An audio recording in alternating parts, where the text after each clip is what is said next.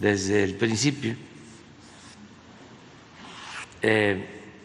Yo apoyo a Claudia Sheinbaum.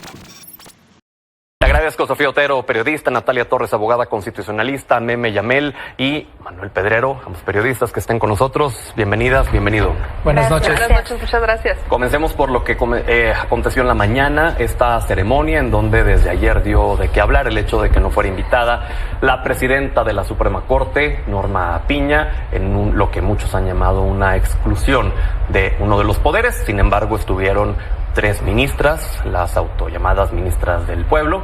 Entonces, ¿qué opinan ustedes respecto de este hecho en particular, Natalia? Mira, creo que fue un manotazo. Creo que fue un manotazo y creo que fue un berrinche. Fue establecer quién es el poder supremo. Aquí algo queda claro y es que los 3 poderes no gozan del mismo poder, mínimo no entre ellos. Era también algo de esperarse y francamente dentro de todo lo que está pasando respecto al Estado de Derecho y tal, es lo que me parece menos relevante. ¿Me parece que estuvo mal? Sí, me parece que estuvo mal. La presidenta alegó que había sido por violaciones a la Constitución y si bien es cierto, no puedo negar que la presidenta de la Suprema Corte, Norma Piña, en varios momentos ha violado la Constitución y el espíritu constitucional, que es lo más importante, también es cierto que lo es la presidenta, ¿no? Pero al final del día ya estuvo parada ahí. Y yo creo que la cosa que me parece más grave es que sí fueran las ministras del pueblo, porque no excluyó al Poder Judicial, excluyó a los ministros que no le caen bien, a un evento oficial. Y esto no es personal. Ese evento no debía ser a título personal, debía ser en favor de la Constitución y al final demostrar que hay 3 poderes, que todavía hay una división de poderes y que los 3 poderes gozan del mismo poder. Eso no se demostró, creo que fue un capricho que además no tiene mucho sentido. Para mí, la presidenta viene de un momento político creo que muy fuerte, ¿no? Después de lo que pasó con Trump, trae una vibra política muy fuerte, mucha aprobación, fue un gran éxito, creo que no era necesario, insisto, no era necesario. Okay. Entonces me parece que fue mucho más capricho y un manotazo de mira quién tiene el poder y mira qué poder es el supremo, mucho antes de ser algo necesario. Manuel. Pues sí, el poder supremo es el pueblo y están representados en los 2 poderes que estuvieron presentes, el poder ejecutivo, electo por el voto popular, el poder legislativo, electo por voto popular, y estoy seguro que para el próximo 5 de febrero, dentro de un año, estará un representante del poder judicial, ya sea ministra, presidenta o ministro presidente, dentro del templete de nuevo con el poder judicial. A ver, es muy sencillo, hagamos un ejercicio de imaginación. Imaginemos que hay un foro de derechos humanos y el ponente, el participante, sea un torturador. Imaginemos que hay un foro de combate al narcotráfico y el ponente sea Genaro García Luna. Imaginemos que hay un foro de combate a la corrupción y el ponente sea Alito Moreno. Y así nos podríamos ir de ética periodística y que el titular sea Latinus. No. Terrible. Ahora imaginemos que el foro del Día de la Constitución aparezca Norma Piña. Pues claro que no, es un contrasentido. El 5 de febrero tradicionalmente siempre ha sido el corazón del republicanismo. ¿Y cuál ha sido el único poder desde hace 2 años que ha atentado contra el republicanismo? La presidenta de la Suprema Corte, Norma Piña. Y creo que la vida es muy poética considerando que esto por fin cierra el círculo, porque el epicentro de esta crisis constitucional que genera Norma Piña, la genera justamente en el mismo Teatro de la República, cuando decidió no levantarse, no respetar, no a Andrés Manuel López Obrador, sino a la investidura presidencial y con ello a los 30 millones de mexicanos que votaron por esa investidura presidencial. Ahora, yo no me arriesgaría a decir que nada más invitó a Lenia Batres, a Yasmín Esquivel y a la ministra Loretta Ortiz. No tengo certeza para negarlo, así como no se tiene para confirmarlo, que también se le pudo haber enviado las invitaciones al resto de los ministros, justo como también se les invitó a participar en la elección judicial y que al final de cuentas hayan declinado. Sofía. Cuando a la presidenta Claudia Sheinbaum le preguntaron por qué había decidido excluir a integrantes de la Suprema Corte, ella respondió que era obvio y no dio mayores detalles. Y la verdad coincido, es obvio. Recordemos, las revelaciones que sacaron aquí en Milenio de esta reunión que sucedió el 12 de diciembre antepasado, en la cual la ministra presidenta Norma Piña convocó a una reunión con el resto de las ministras y los ministros en la casa de Alcántara Carranca, con ni más ni menos que Alito Moreno y además con Santiago Krill, que en ese entonces era el coordinador de la campaña de Xóchitl Gálvez. Ese es el contexto con el que se toma esa decisión. Entonces, pues sí, me parece obvio por qué la excluyeron. Me gusta esta situación en la que tenemos a la presidenta excluyendo a la presidenta de la Suprema Corte. Definitivamente no, pero todo tiene un contexto y una explicación y la verdad me parece hasta cierto punto válido. O sea, es una presidenta que esencialmente se reunió con el coordinador de la campaña de su contrincante. Es ridículo y es evidente por qué tendrían esas tensiones. Más allá de eso, cuando la presidenta dijo, no voy a invitar a la Suprema Corte, yo sabía que era mentira, bueno, mentira a medias, porque evidentemente iba a invitar a estas 3 ministras ya mencionadas. Recordemos que Loreto Ortiz es exdiputada de Morena y fundadora de Morena. Tenemos a Yasmín Esquivel, que es esposa de José María Riobó, que fue uno de los contratistas favoritos de AMLO. Y luego además tenemos a Lenia Batres, bueno, hermana de Martí Batres y también fundadora de Morena, ¿no? Estos perfiles que ya lo hemos visto en estas precampañas ilegales, se están agarrando de ser parte de la 4T y lo van a seguir haciendo para tratar de acumular votos. Meme. Si nunca respetas la Constitución, ¿por qué quieres ir a su fiesta? En el caso de la ministra presidenta de la Suprema Corte y de otros ministros, no han respetado la Constitución. La han utilizado como un ente político y lo disfrazan diciendo que es jurídico. Y dicen sus decisiones son jurídicas cuando son políticas. Y cuando no les gusta algo, entonces ellos son las víctimas. Cuando sí les gusta, entonces está bien hecho. La Constitución la han utilizado como se les ha pegado la gana. De ahorita, no, desde hace mucho tiempo. Que no se nos olvide que la propia ministra presidenta de la Suprema Corte, Norma Lucía Piña, no tenía las credenciales para estar ahí. Podemos cuestionar si otros los tienen, claro, podemos cuestionar a cada uno de los perfiles que están sentados hoy en la Suprema Corte. Sobre todo los podemos cuestionar porque ninguno de nosotros decidió que estuvieran ahí. Hoy por primera vez tenemos una herramienta para hacerlo. Que algunos pueden opinar que no sea la mejor, claro, puede haber opiniones, pero las propuestas se tendrían que haber dado en un momento y ni siquiera la oposición que tenía esa responsabilidad presentó una propuesta alternativa. Fueron otras voces que ni la propia oposición escuchó. Entonces, si ciertos ministros de la Suprema Corte no tuvieron el respeto por la Constitución, ¿para qué quieren ir a su conmemoración, a un aniversario más de la Constitución? Eventualmente, la Constitución es la herramienta legal que tenemos las y los ciudadanos, el constituyente, el pueblo. Si no respetan la Constitución, no están respetando al pueblo, no tienen nada que hacer ahí. Te vi de reojo hacer gestos, ¿quieres decir algo? Sí, la verdad es que creo que si el requisito para asistir a la invitación es respetar la Constitución, la propia presidenta no tendría por qué estar ahí, pero como es su fiesta, sí tenía que estar ahí. A la fecha nadie me ha dicho en qué parte de la Constitución dice que el Tribunal Electoral puede invalidar resoluciones en materia de amparo. A la fecha nadie me ha dicho por qué el proceso entre las entrevistas a la tómbola no fue de vista para el pueblo, cuando eso lo establece el artículo 96, fracción 2 y fracción 3. A la fecha nadie me ha dicho por qué el transitorio que marca la Constitución, una reforma que ustedes hicieron, dice que no se puede interpretar. Bueno, se interpretó con el Tribunal Electoral y con el Senado.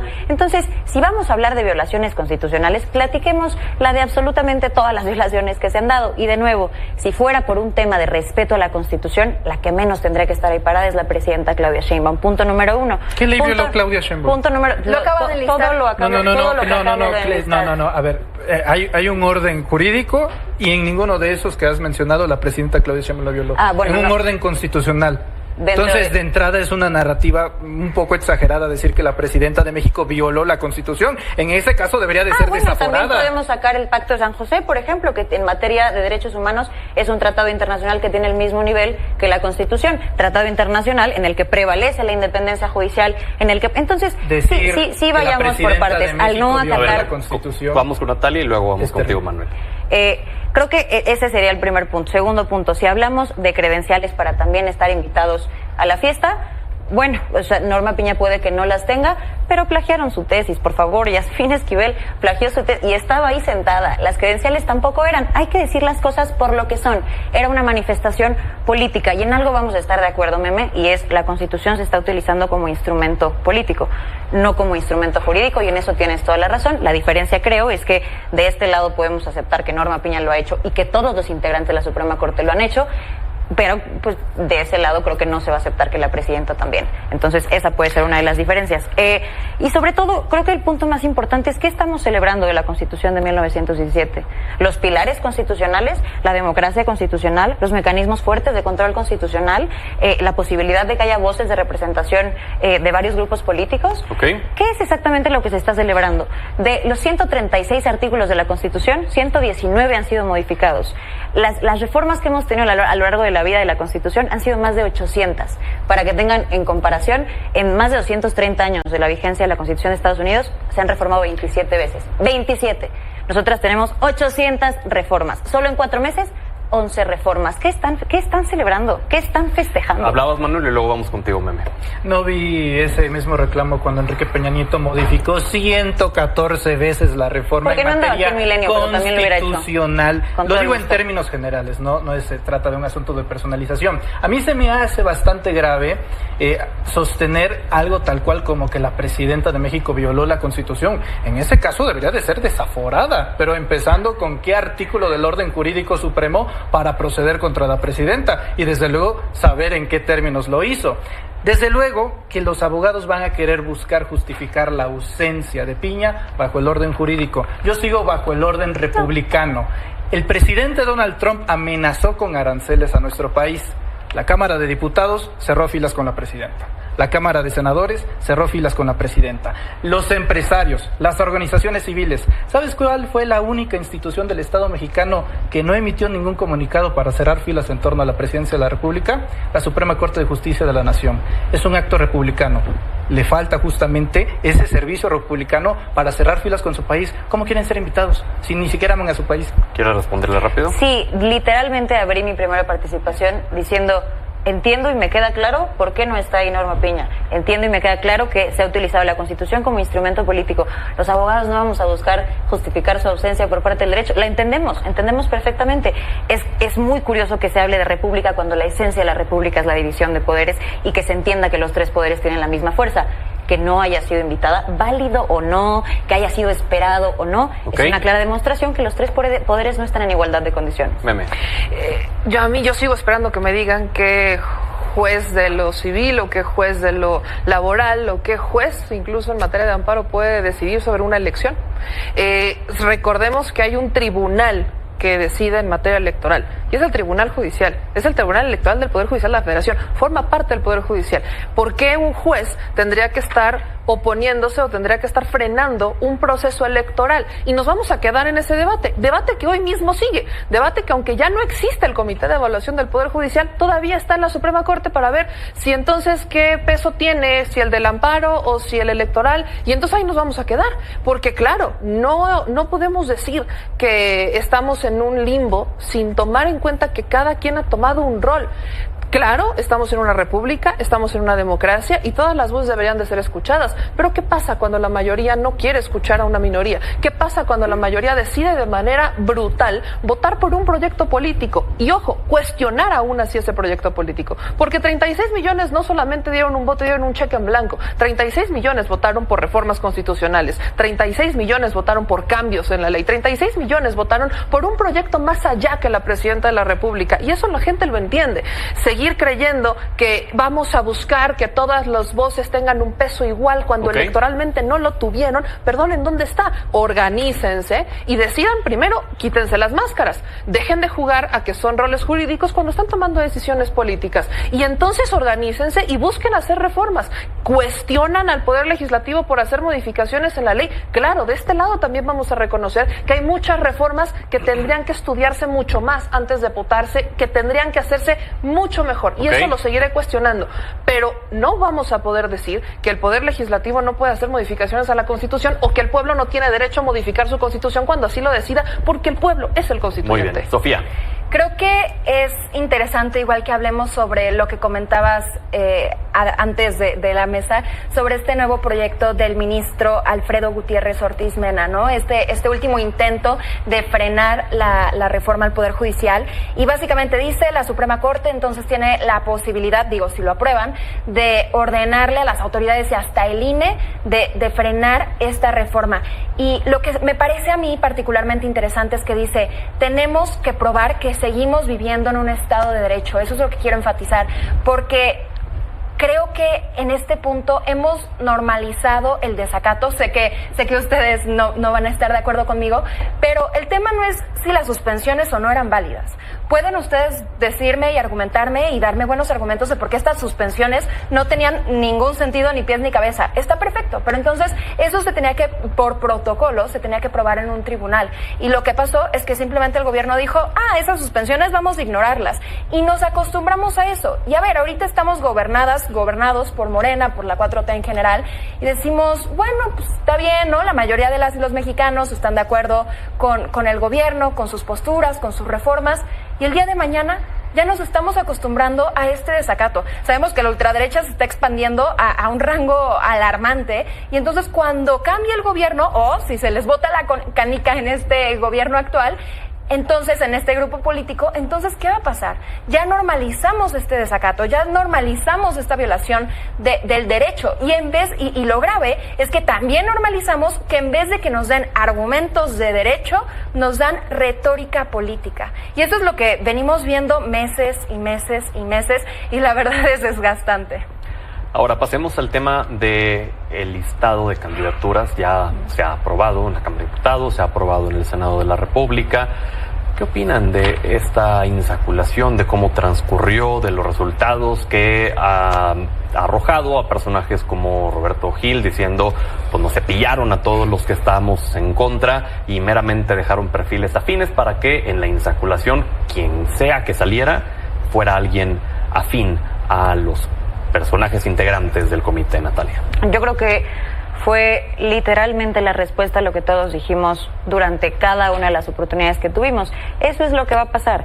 Los perfiles ya van a estar palomeados, los perfiles ya van a estar hechos en la tómbola. Lo que salga es lo de menos. Lo importante era la transparencia del proceso, de un pasito atrás, y no la tuvimos. Y es justo lo que decía hace un momento, ¿no? Violando su propia reforma constitucional, violando sus propios procesos, violando sus propias reglas del juego, pues esa transparencia no se dio. Evidentemente lo que queremos son personas que estén ahí afines a lo que creemos. Entonces, lo preocupante no era solamente la insaculación para ya tener las listas definitivas, era un paso antes, y ese paso antes o esa transparencia no se cumplió, y era algo que ya sabíamos. Era una de las cuestiones más importantes por las que alertamos a la gente y por las que decíamos, oye, tal vez no sea la mejor idea, tal vez no van a llegar los mejores preparados, tal vez van a llegar personas juzgadoras con el mismo hilo de ideas, no van a llegar personas que opinen diferente porque no le conviene el régimen que está organizando esta elección. Entonces, bueno, creo que era de esperarse.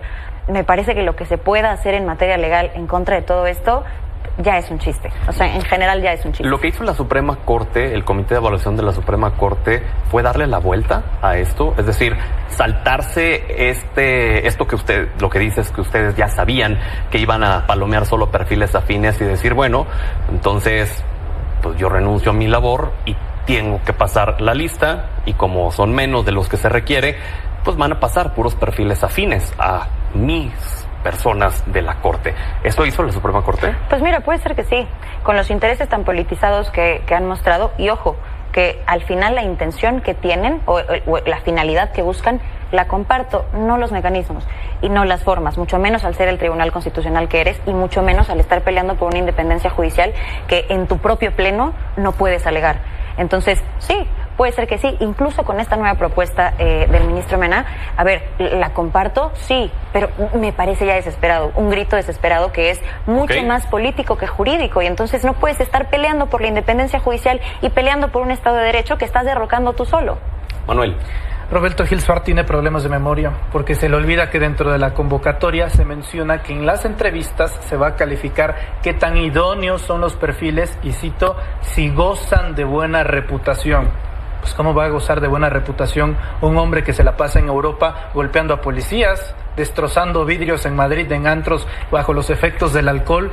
Y no solamente eso, sino que es arrestado y juzgado justamente en Madrid, España. ¿Cómo va a tener buena fama, buena reputación un hombre secretario particular de Felipe Calderón Hinojosa? Yo no estaría tan preocupado si fuese Roberto Gil Suart. Lo suyo se reduce a un tema de ego, de que no es él el candidato, pero creo que se puede sentir bien representado por los candidatos que impuso. No fue democrático, no fue bajo el protocolo que se determinó, que impuso, que coló, que filtró la Suprema Corte de Justicia de la Nación, iniciando por su aliada política, Marisela Morales, aliada del garcialunismo, fiscal en tiempos de Felipe Calderón, condecorada por Hillary Clinton. Qué maravilla, que en estos tiempos debe de ser bastante contrastual en torno a las relaciones que tenemos con los Estados Unidos. No se deben de sentir solos los panistas y todos los que tengan oposición con la 4T. Ahí tienen a su candidata, ahí tienen a la aliada de García Luna y pueden votar perfectamente por ella, gracias a un, y hay que subrayarlo, chanchullo por parte de la Suprema Corte de Justicia de la Nación.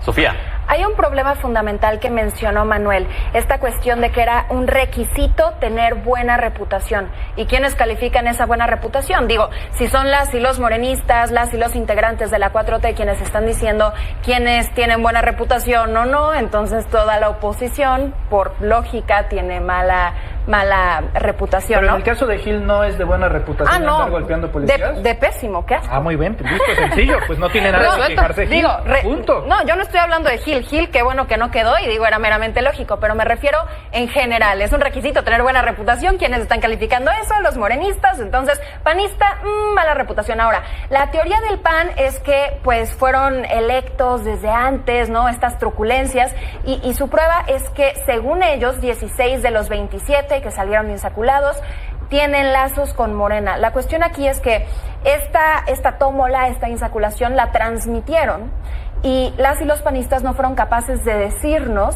de qué manera se hizo este fraude. A ver, yo no voy a descartar que probablemente hubo ahí un chanchullo, ok, pero si ellos van a alegar que ocurrió, pues que nos digan cómo, ¿no? Fuente, créenos. Pero también creo que es importante destacar algunos perfiles que salieron insaculados del Poder Ejecutivo a la Suprema Corte de Justicia de la Nación, entre ellas Fabiana Estrada, que fue ex colaboradora de Saldívar. Tenemos a Eduardo Santillán, ex representante de Morena en el Instituto Electoral de la Ciudad de México, y también tenemos a María Estela Ríos, ex consejera jurídica de la presidencia cuando estaba López Obrador. Entonces digo, evidentemente, y lo hemos repetido aquí muchísimo, evidentemente van a haber muchísimos perfiles pro 4T que lo peor es que van a utilizar su afinidad política para justificar por qué tienen que votar por ellas y ellos. Meme. Si Gil Suart quería salir en la terna, se hubiera registrado por el Comité de Evaluación del Poder Judicial. Ahí salió Marisela Morales. Me queda claro que la métrica de evaluación ética y moral no existió en el Comité de Evaluación del Poder Judicial, como para aprobar a Marisela Morales, cuando, recordemos, en el Comité de Evaluación del Poder Judicial se registraron más de 3,000 personas, y al parecer solamente hubo 9 mujeres. Al parecer, solamente hubo 9 mujeres, porque ni siquiera nos alcanzó para hacer insaculación. Son las 9 mujeres que decidió el Poder Judicial que estuvieran en la lista. Además de Marisela Morales, está también Paula María García Villegas Sánchez Cordero. Que ahí, permíteme nada más, acaba de declarar Olga Sánchez Cordero que se abstuvo en la votación, dice, porque mi hija está en las listas para ministra del Poder Judicial. Y dice, yo no puedo ser juez y parte, así que éticamente soy ¡Qué bonito! Muy bueno. Dice, su voto es muy... concluyo, dice, así que éticamente soy muy responsable. Claro, como cuando tampoco votó a favor o en contra de reducirse el salario, porque vaya, en el caso de Olga Sánchez Cordero, pues le iba a afectar a las pensiones. ¿Qué le debemos? Que por cierto, en el tema de las pensiones también parece muy importante destacar, muchos de los perfiles del Poder Judicial que no quisieron participar decidieron antes pues aprobarse a través del Consejo de la Judicatura un par de modificacioncillas para elevarse sus pensiones. Y también algo que se acaba de dar a conocer es que el Consejo General del INE aprobó que el modelo de casillas para la elección del Poder Judicial va a ser solamente una urna única, y todos los votos se van a depositar en esa urna única, y se decidió que el escrutinio será realizado por los consejos distritales y no por los funcionarios de Castilla. O sea, no Crónicas de una reforma mal hecha, se llama esta historia. O sea, Crónicas de un Instituto Nacional Electoral que no sabe qué hacer con todo el dinero que tiene, porque no le dieron el tiempo suficiente para una reforma mal hecha. No es pero Aquí Sí, porque me al INE no se gustaría dedica a crear recalcar. elecciones. Oye, no del tamaño de esta. No lo han repetido que es inédita. No es más grande, que no es más Se grande. nos acaba el tiempo, concluye, por favor. Híjole, crónicas más grande que la de una reforma mal hecha.